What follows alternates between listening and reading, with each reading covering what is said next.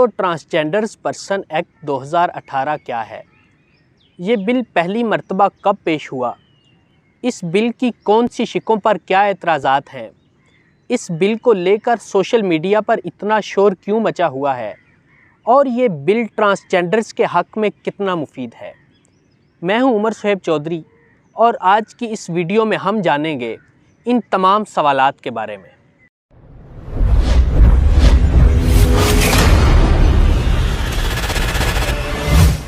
دوستو transgenders person act 2018 آج سے 4 سال قبل 2018 میں یہ بل پہلی مرتبہ پارلیمنٹ میں پاس ہوا تھا۔ مسلم لیگ کاف، تحریک انصاف پیپلز پارٹی اور مسلم لیگ نون نے اس بل کے حق میں ووٹ کیا تھا۔ پاکستان تحریک انصاف کی رہنما شیریں مزاری نے اس بل کو پاس کروانے میں بہت زور لگایا تھا۔ تو ٹرانسجینڈرز پروٹیکشن ایکٹ 2018 کیا ہے؟ ٹرانسجینڈرز پروٹیکشن ایکٹ 2018 میں ٹرانسجینڈرز کو یہ اختیار دیا گیا ہے کہ وہ اپنی جنس کی پہچان، اپنی جنس کی شناخت خود کر سکتے ہیں اور اپنی مرضی سے درج کروا سکتے ہیں، اور نادرا سمیت تمام ادارے اس بات کے پابند ہیں کہ ٹرانسجینڈرز اپنی جس شناخت کو، اپنی جس پہچان کو چاہیں وہی پہچان ان کے شناختی کارڈ، ان کے ڈرائیونگ لائسنس اور ان کے پاسپورٹ وغیرہ پر درج کی جائے گی۔ بحیثیت پاکستانی شہری ان کے تمام حقوق تسلیم کیے گئے ہیں۔ انہیں ملازمتوں، تعلیم کی فراہمی اور صحت کی سہولتوں تک کی فراہمی کو قانونی حیثیت دی گئی ہے۔ ساتھ میں ان کا قانونی حق بھی تسلیم کیا گیا ہے۔ دوستو اس ایکٹ کے مطابق ٹرانسجینڈر کی تعریف کیا ہے؟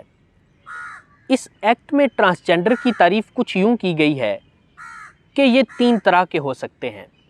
پہلے نمبر پر انٹرسیکس ٹرانسجینڈر ہیں، جن میں پیدائش کے وقت مردوں اور عورتوں دونوں کی جینیاتی خصوصیات ہوں یا پیدائشی ابہام ہو۔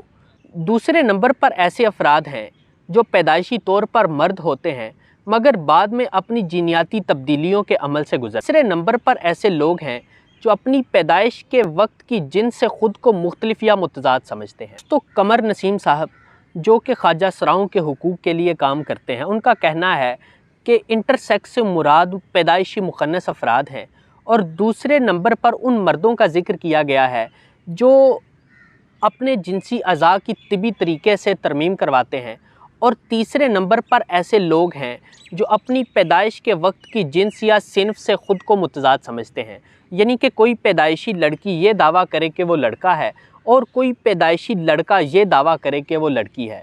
دوسروں اس بل کی ان تینوں تعریفوں میں سے اس کی دوسری تعریف پر اعتراضات اٹھائے گئے ہیں۔ دوستو اس بل کے section number 3 recognition of identity of transgender person, اس سیکشن کے اندر 4 الفاظ ہیں: سیلف پرسیوڈ جینڈر آئیڈینٹی۔ ان الفاظ پر اعتراض اٹھایا گیا ہے۔ اس سیکشن کا مفہوم، ان 4 الفاظ کا مفہوم یہ ہے کہ کوئی بھی ٹرانسجینڈر پرسن جو وہ محسوس کرتا ہے، جو وہ خیال کرتا ہے، اسے مکمل آزادی ہے نادرا سمیت ہر ڈپارٹمنٹ میں اپنا نام اور جینڈر چینج کروا سکتا ہے، تبدیل کروا سکتا ہے۔ یعنی کہ کوئی بھی ٹرانسجینڈر پرسن جب 18 سال کی عمر کو پہنچتا ہے تو اسے مکمل اختیار ہے کہ جو وہ محسوس کرتا ہے وہ نادرا سمیت پاسپورٹ پر، اپنے ڈرائیونگ لائسنس پر اپنا نام اور جینڈر تبدیل کروا سکتا ہے۔ اس پر صرف یہ اعتراض ہے کہ یہ 4 الفاظ سیلف پرسیوڈ جینڈر آئیڈینٹی، یہ 4 الفاظ نکال کر، یعنی کہ اس کے خود کے اختیار کو ختم کر کے یہ اختیار میڈیکل بورڈ کو دے دیا جائے کہ میڈیکل بورڈ یہ فیصلہ کرے آیا کہ اس کا جینڈر تبدیل کرنا ہے یا نہیں کرنا۔ جماعت اسلامی کی جانب سے یہ اعتراض اٹھایا گیا ہے کہ انسان کو تخلیق کرنے کا حق صرف اللہ کے پاس ہے۔ اللہ نے ہر مرد اور عورت کو تخلیق کیا ہے۔ کسی عورت کو یہ حق حاصل نہیں ہے کہ وہ اپنی مرضی سے مرد بن جائے، اور کسی مرد کو یہ حق حاصل نہیں ہے کہ وہ اپنی مرضی سے عورت بن جائے۔ ان کے نزدیک انٹرسیکس مخنث ہو سکتے ہیں۔ اگر انٹرسیکس مرد کے قریب ہے تو وہ مرد ہوگا، اور اگر انٹرسیکس عورت کے قریب ہے تو وہ عورت ہوگی۔ اسی طرح ایک نامکمل مرد، عورت یا انٹرسیکس کو اگر کسی علاج یا آپریشن کے ذریعے مکمل مرد یا عورت بنایا جا سکتا ہے تو اس کی اجازت موجود ہے، مگر ایک مخنث مرد یا عورت اپنی مرضی سے اپنی جنس تبدیل نہیں کروا سکتے۔ دوستو اعتراضات اٹھانے والے یہ تجویز پیش کرتے ہیں کہ جنس تبدیلی کا معاملہ میڈیکل بورڈ کی اجازت سے مشروط کر دیا جائے، یعنی کہ میڈیکل بورڈ کی اجازت کے بغیر کسی کو بھی جنس تبدیلی کی اجازت نہیں ہوگی۔ اب جھگڑا محض اتنا ہے، اگر کوئی شخص اپنی جنس تبدیل کروانا چاہتا ہے تو پہلے میڈیکل بورڈ اس کی تشخیص کرے اور پھر اس کو جنس تبدیلی کی اجازت دی جائے۔ دوستو، مذہبی طبقہ اب کیوں اس ایکٹ کو کن دلائل کی بنیاد پر غیر قانونی قرار دے رہا ہے؟ دوستو، صحیح بخاری کی حدیث نمبر 5885 میں یہ لکھا ہے، جس کا مفہوم یہ ہے کہ حضور صلی اللہ علیہ وآلہ وسلم نے ان عورتوں پر لعنت بھیجی ہے جو مردوں کا روپ اختیار کرتی ہیں، اور ان مردوں پر لعنت بھیجی ہے جو عورتوں کا روپ اختیار کرتے ہیں۔ قرآن پاک کی سورہ شورى آیت نمبر 49-50 کا ترجمہ کچھ یوں ہے: آسمانوں اور زمین میں اللہ ہی کی بادشاہی ہے، جو چاہتا ہے پیدا کرتا ہے، جسے چاہتا ہے لڑکیاں عطا کرتا ہے اور جسے چاہتا ہے لڑکے بخشتا ہے، یا انہیں بیٹے اور بیٹیاں دونوں عطا کرتا ہے، اور جسے چاہتا ہے بانجھ ہی بنا دیتا ہے، بے شک وہ خوب جاننے والا بڑی قدرت والا ہے۔ مذہبی طبقہ اس ایکٹ کو غیر قانونی قرار اس لیے دے رہا ہے کیونکہ ان کے نزدیک یہ ایکٹ اسلام کے قوانین کے منافی ہے، اور آئین پاکستان کے آرٹیکل 227 میں لکھا ہے، اسلامی جمہوریہ پاکستان میں کوئی بھی قانون سازی ایسی نہیں ہوگی جو شریعت کے قوانین کے منافی ہوگی۔ دوستو، LGBTQ کیا ہے؟ اس کا آغاز کب ہوا؟ دوستو، دا ارلی گے رائٹس موومنٹ کا آغاز 1924 میں ہنری جربر نے شکاگو سے کیا۔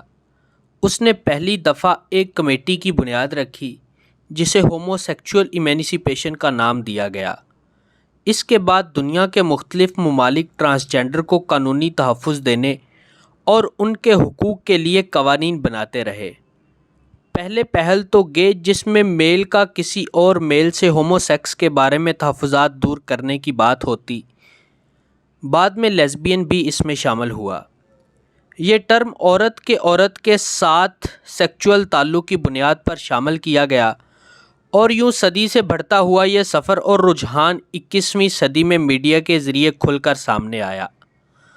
بات یہاں سے شروع ہوئی تو عورت کو عورت اور مرد کو مرد کے ساتھ تعلق رکھنے اور سیم سیکس کو قانونی تحفظ دینے کے لیے مغرب کے کئی ممالک اکٹھے ہوئے، لیکن ٹرانسجینڈر حقیقت میں مرد ہوتا ہے، جسمانی طور پر اس کے اندر کوئی نقص نہیں ہوتا، حتیٰ کہ ایسے لوگ بچے پیدا کرنے کی صلاحیت بھی رکھتے ہیں، مگر ایسے لوگ نفسیاتی مریض ہوتے ہیں۔ جب ایسے مردوں نے ادائیں شروع کیں تو ان کے اندر ہم جنس پرستی کی علت پیدا ہو گئی، اور یہ معاملہ عورتوں کے ساتھ بھی ہوا، اور اس کے بعد پھر کیا تھا، پوری دنیا کو اس نے اپنی لپیٹ میں لے لیا۔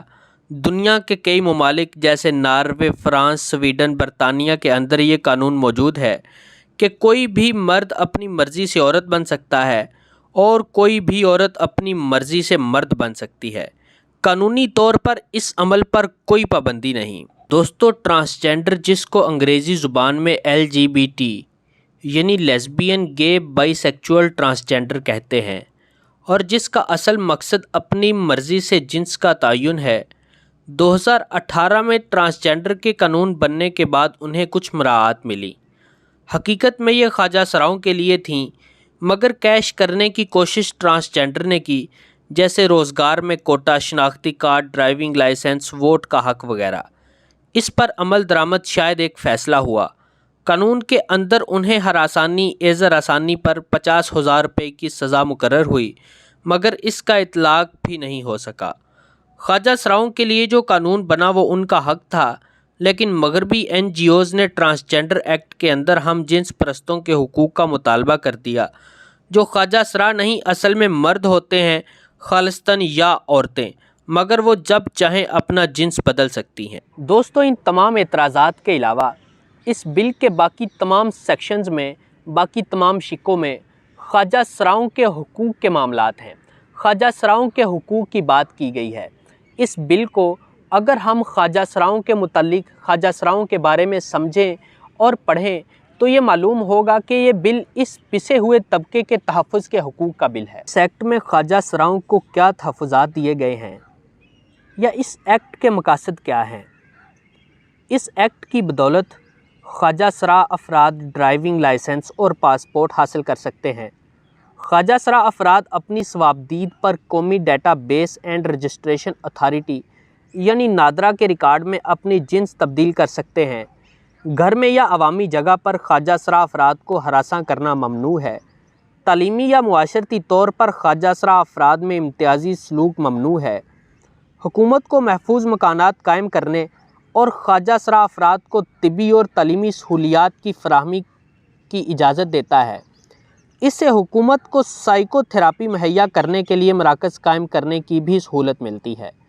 حکومت کو جیلوں میں خواجہ سرا افراد کے لیے الگ کمرے قائم کرنے کا پابند بناتا ہے۔ کسی شخص کو خواجہ سرا افراد کو زبردستی بھیک منگوانے پر 50,000 روپے جرمانہ اور 6 سال جیل اور سزا دی جا سکتی ہے۔